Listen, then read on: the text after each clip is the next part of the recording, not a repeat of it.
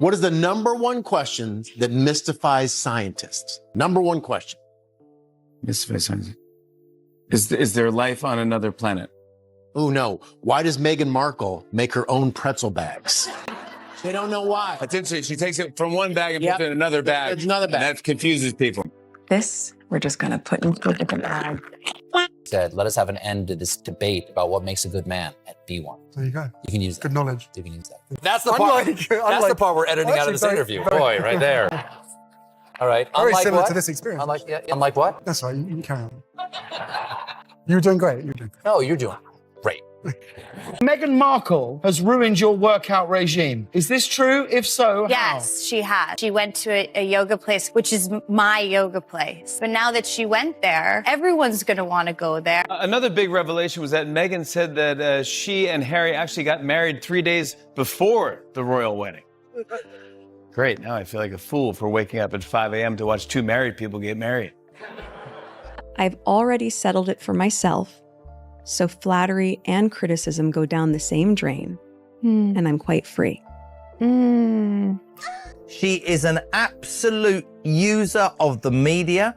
She uses every conceivable way to try and play the victim and score points. The one person who I think has been really happy about all of this is Prince Andrew. Yeah, boy. The one person who I think has been really happy about all of this is Prince Andrew. I'm guessing that he has been nudging the royal family. Can you believe what Meghan did, huh? Can you believe it? Harry says, how do you explain to someone who's just started dating that they have to curtsy to your own grandmother? How do you explain that you bow to your grandmother and that you will need to curtsy, especially to an American? Like, that's weird. Maybe just tell her that your grandmother is the f***ing queen and you're in the royal family. Turns out Prince Harry and Meghan Markle will still get paid millions of dollars for doing absolutely nothing. No more following Granny's rules. You sure about that? If I want to play polo in my living room, who's gonna stop me? Stop that. Right away, Megs. Once at a gig, the back was Harry and William, Madonna and Paul McCartney. Not one of them paid. Trade deal with the UK that will reopen British markets for American companies. All that Britain demands in return is that we keep these. What hit The Tonight Show was not some light little joke, not some blink and you miss it punchline, but a full-on public roasting that made Meghan Markle look like the center of a late-night pile-on. Jimmy Fallon did not come in soft. He went in like the gloves were off, turning her image into a setup and her public brand into the punchline. If she thought the setbacks around her media image were already rough, Fallon made it look even worse by putting that whole polished persona under bright studio lights and letting the audience laugh at every crack. And that is what made it sting so much more. This was not just one host tossing out one joke and moving on. The room reacted like people had been holding that laugh in for years, just waiting for somebody with a big enough platform to finally say it out loud. The whole thing landed like a signal to everybody else watching that Meghan and Harry were no longer being treated like untouchable public figures. They were being treated like easy material, and the audience ate it up. That is the real problem for them now. Once the mood changes, once the public starts seeing you less like serious figures and more like an ongoing bit, it gets hard to put that genie back in the bottle. Fallon did not just make fun of Meghan, he helped frame her whole image as something people now view with suspicion, side eyes, and straight-up mockery. And when a major late-night audience starts laughing with that energy instead of pushing back on it, that says a lot. Fallon also was not floating out there by himself. I read that Harry and Meghan met on a blind date. Here's how they planned it. Meghan was like, I'll be wearing a blue shirt. And Harry was like, I'll be Prince Harry. Later in the press conference, a reporter asked Trump about Meghan Markle, and this is what he had to say about her. And she probably has heard that. But I wish a lot of luck to Harry, because he's going to need it. Wow. Who had Meghan Markle on their random Trump insults bingo card? Anyone? If you're keeping track, Meghan Markle's got beef with the Queen of England and the President of the United States. The jokes spread fast, and that was the part that made the whole situation feel bigger than one monologue.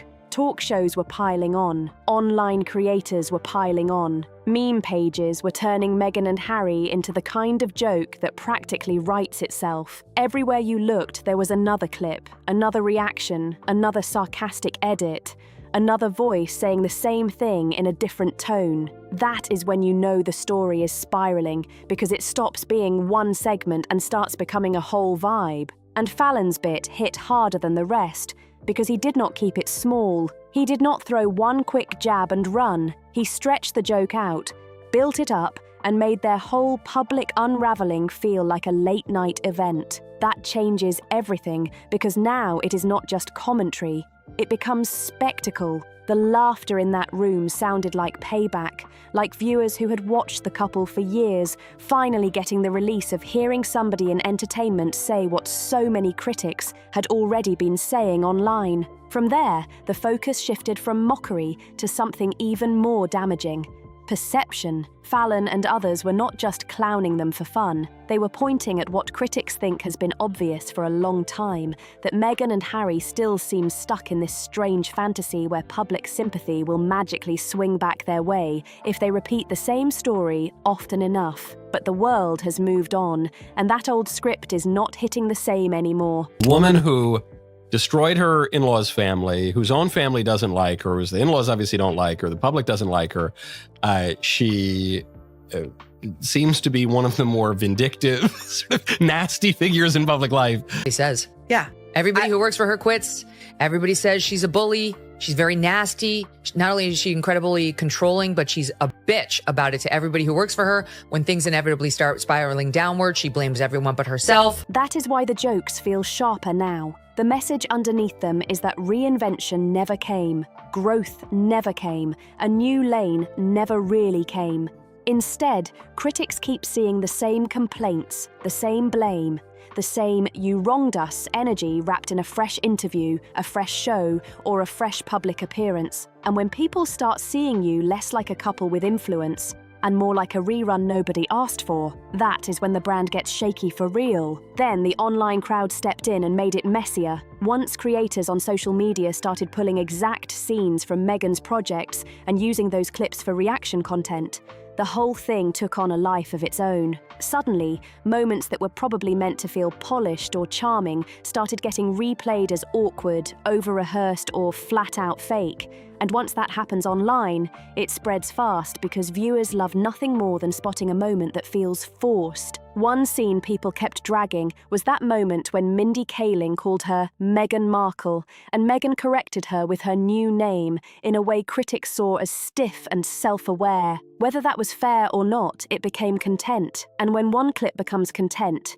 every little expression, pause, and tone shift starts getting analysed to death. That is how public opinion gets uglier by the day, because it stops being about one moment and turns into a running narrative. Then came the celebrity name talk. Critics started mocking the way Meghan is often accused of bringing up famous people, famous circles, and big connections in a way that feels more performative than natural. Fair or unfair, that impression has stuck with a lot of people, and once comedians grab onto that, it is over. Because now, every reference sounds like a flex, every anecdote sounds staged, and every polished lifestyle moment gets treated like another attempt to sell an image people are no longer buying. And yes, that snack rebagging scene got dragged too. Online creators had a field day with that one, because to critics, it looked like the kind of polished lifestyle content that feels disconnected from real life. It became one of those clips people replay just to say, who actually does this?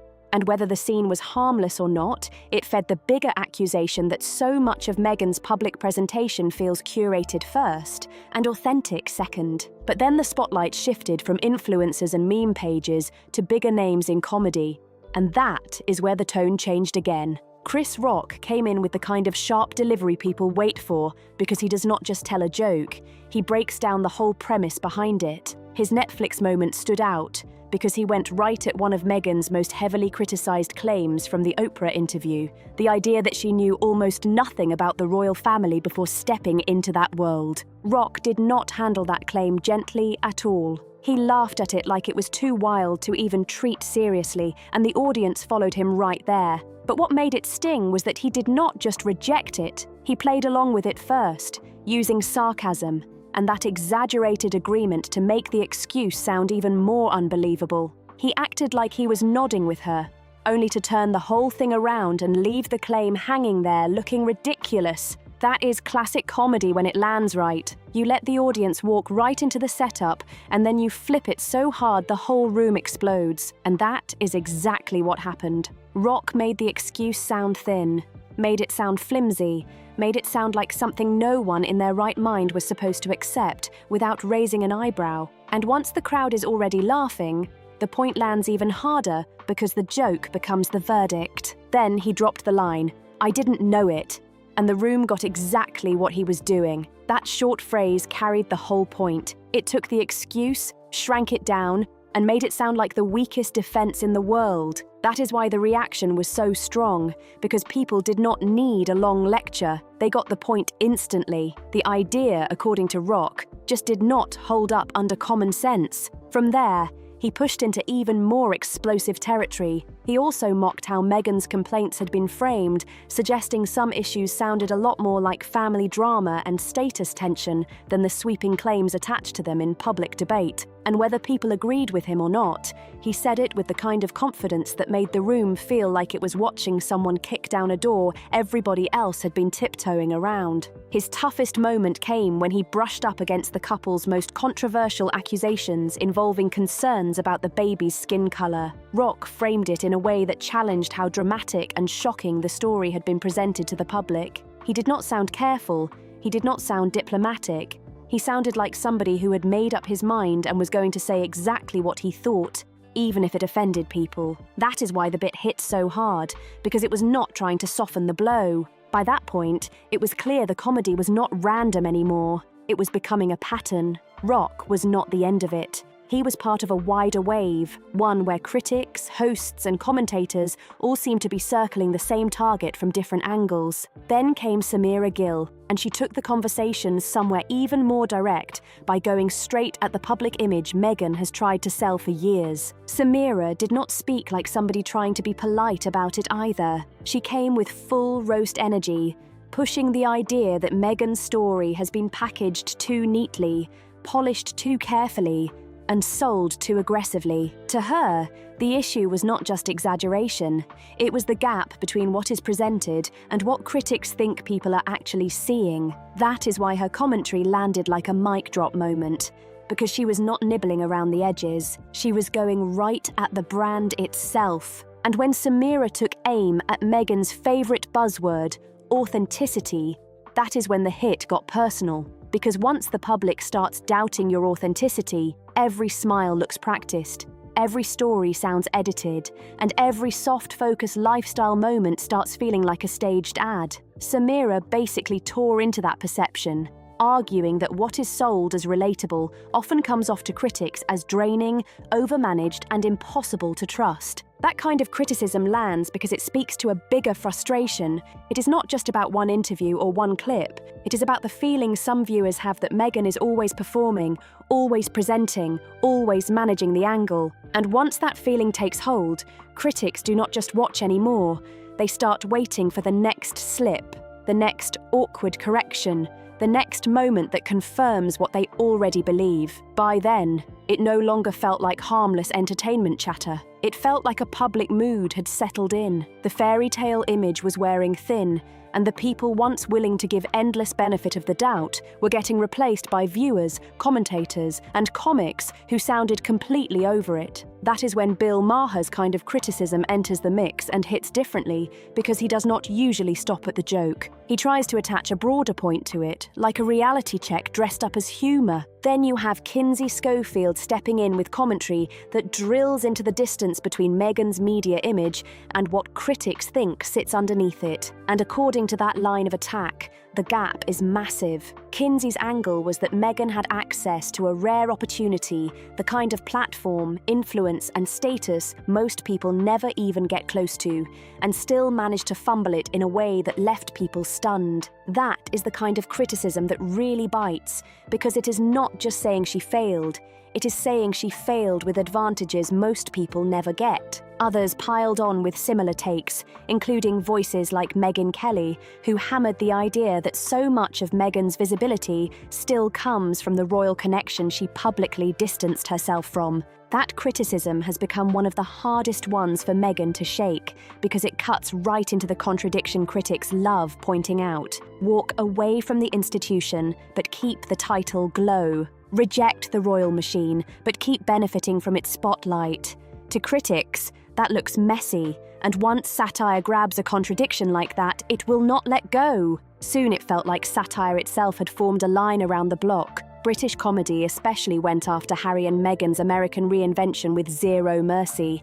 Puppet shows and satire segments mocked Harry as lazy, out of touch, and still emotionally tied to the status he said he left behind. The joke was simple but brutal. For somebody who supposedly escaped royal life, he never seems able to stop cashing in on it. That same satire also tore into the Netflix deal, framing it as less noble project and more big-money image play. And of course, the privacy issue got dragged again and again, because critics never miss a chance to point out what they see as the couple's biggest contradiction: asking for space while staying in front of cameras whenever there is something to sell, explain, or reframe. That hypocrisy charge has been comedy gold for years, and people keep going back to it because it is easy, familiar, and it still lands. American late-night shows had already been doing their part too. Saturday Night Live kept circling back to Harry and William with sketches that leaned into the tension, the awkwardness, and the idea that Harry was always the less sharp brother in the room.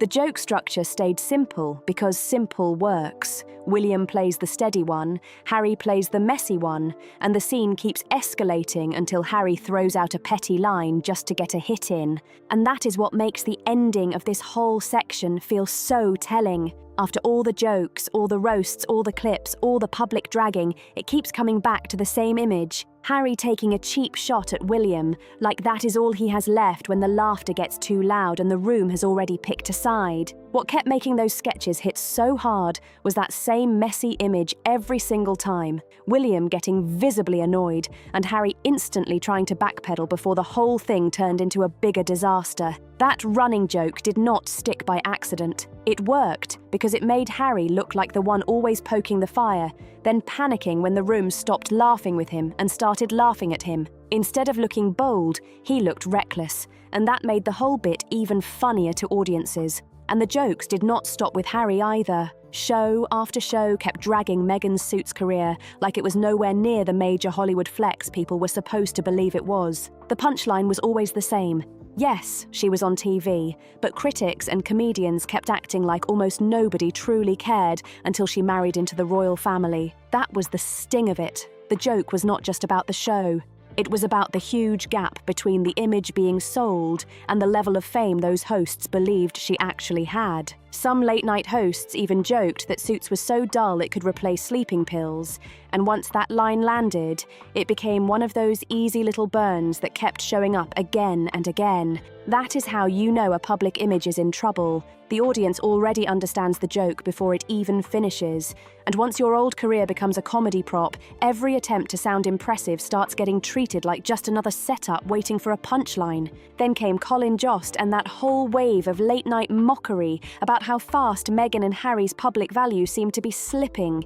The tone was brutal because it was not just playful teasing. It sounded like comedians were watching a carefully built image lose steam in real time. That is why the audience reacted the way it did. They were not just laughing at one celebrity joke. They were laughing at the idea that the shine was fading fast and everybody in entertainment could see it. Then Stephen Colbert jumped in, and that is when the roast got even sharper. Colbert took aim at Meghan's old "I had no idea" line and treated it like one of the weakest excuses in celebrity history. He mocked the whole idea that she stepped into royal life without really knowing what came with it, like she somehow wandered into a palace by accident, and only then found out there were rules, traditions, and expectations. The way he framed it, it sounded completely absurd, and the crowd ate it up. He pushed that joke even harder by acting like the next excuse would be that she did not know royals lived in castles either. That was the genius of the bit. He did not need to shout. He just kept stretching the logic until the whole story sounded ridiculous on its own.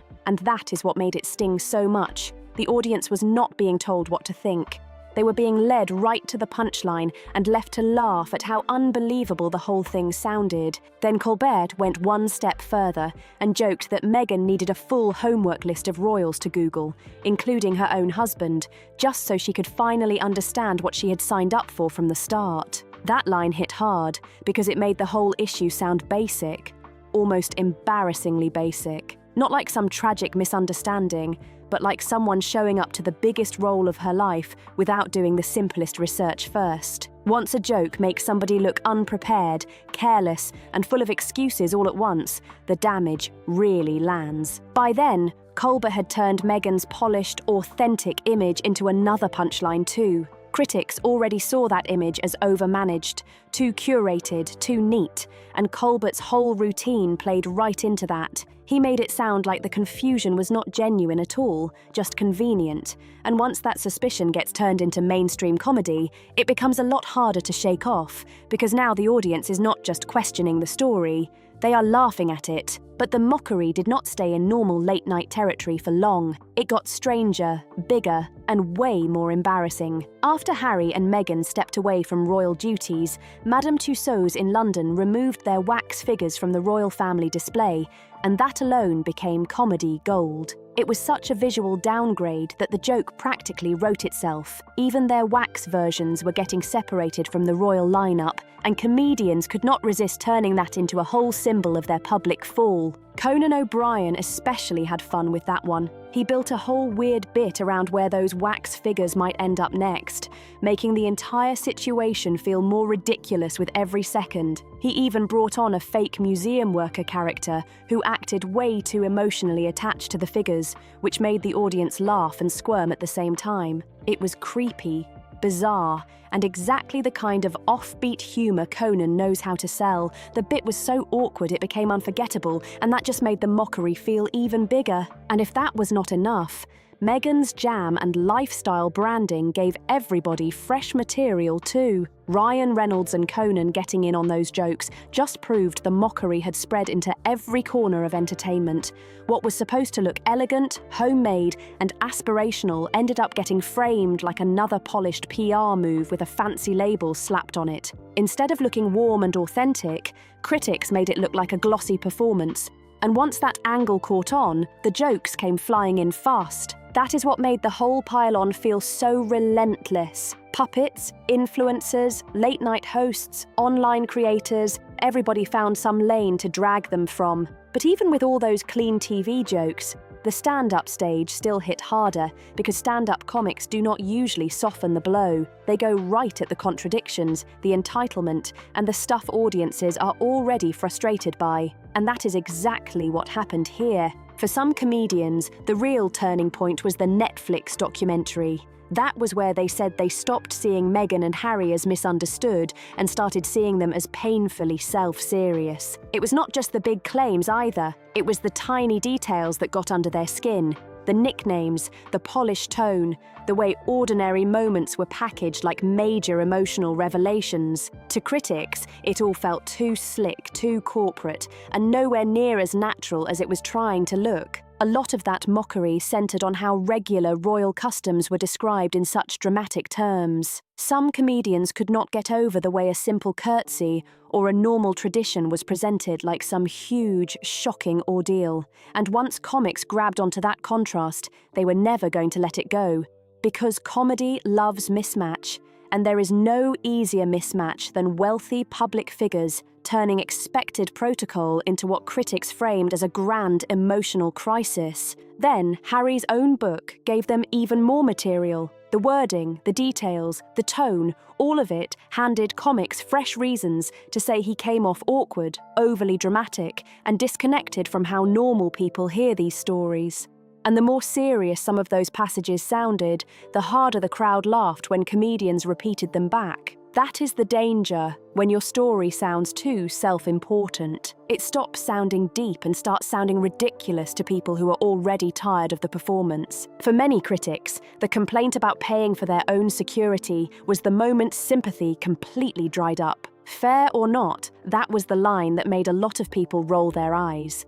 Once wealthy, globally famous figures started publicly complaining about covering that cost themselves, some viewers were done. To ordinary people dealing with bills, work, and real-life pressure, that kind of complaint sounded completely out of touch. And once stand-up comics smelled that disconnect, they went all in. Still, the final blow was always going to come from animated satire. When cartoon shows decide you are the joke, it usually means the mockery has gone fully mainstream. And South Park absolutely unloaded with its worldwide privacy tour episode. That was not a little jab. That was a full episode built around the exact contradiction critics had been pointing at for years. It took the whole Meghan and Harry media saga and boiled it down into one giant savage joke. The episode mocked Harry's memoir, mocked the complaints, and mocked the endless public performance of grievance. Then it turned to Meghan and pushed the same criticism again, talking like fame is toxic while still seeming desperate to control and keep the spotlight. The show painted Harry as too blind to even see the contradiction, defending his image-driven wife while only making himself look sillier in the process. That is why the episode hit so hard. It did not invent a new criticism, it just exaggerated one people already believed. Then came the scene everybody remembers, the couple flying around on a private jet, yelling for privacy through megaphones. That visual was brutal because it summed up the whole backlash in one image. Huge privilege, huge platform, non-stop attention, and then loud demands to be left alone. No long speech needed. The joke explained itself, and the reason it landed so hard is because it felt close enough to the public criticism that viewers instantly got it. The ending made it even worse. They finally settle into a quiet, normal home, only to look confused and dissatisfied, like peace itself was never the real goal. That was the real sting. The show was basically saying it was never really about privacy at all. It was about attention on their own terms. And once a cartoon gives the public one clean, brutal explanation like that, it sticks around way longer than any interview ever could. Other animated shows like Family Guy did not even need a full episode to take their shots. Quick little jokes were enough to turn Meghan and Harry into symbols of giant deals, empty fame, and cashing in while acting above it all. And that is the real danger of becoming cartoon material. At some point, the exaggerated version starts feeling more real to critics than the real one. Once that happens, every new project just gets filtered through the parody first. Then Sharon Osbourne stepped onto Piers Morgan's set and kept the fire going with that same blunt, no-filter tone critics love. Moments like that matter because they keep the spotlight alive without it even needing comedy. At that stage, Meghan and Harry were no longer driving attention through admiration. They were driving it through argument, backlash, and people constantly debating what they really stand for in public life. And that leads straight into Bill Maher, whose take stood out because he was not just going for easy laughs. He sounded like he was handing down a verdict on the whole image. He skipped the small, awkward moments and went straight for what critics think is the central problem. Meghan and Harry wanting every advantage from both worlds at once. Royal shine without royal duty, public sympathy without public criticism, distance from the institution while still cashing in on the institution's glow. To Maher, that was the whole game right there. He made it hit even harder by comparing all that non-stop complaining to the quiet strength of Queen Elizabeth, someone who actually carried the burden of royal life without endlessly asking the world to feel sorry for her. That was his point. Watching extremely privileged people beg for sympathy over a life most could only dream of living felt absurd to him. And honestly, that line of criticism is exactly why his commentary hit such a nerve with viewers, already tired of hearing the same emotional script on repeat. He also pointed at what many critics find most irritating of all, the expectation that the whole world should nod along with their drama, their chosen framing, and their fragile version of events. That is what makes the backlash feel so sharp.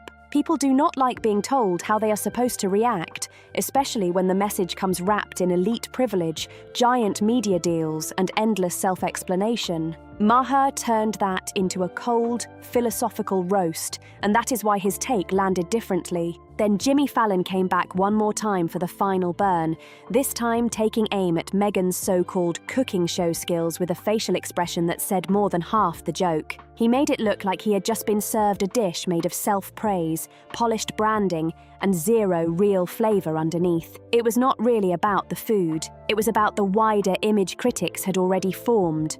All presentation, all performance, and not much substance. At the end of the day, Fallon did not just roast Meghan, he helped put the whole public verdict on a silver platter for the audience to laugh at.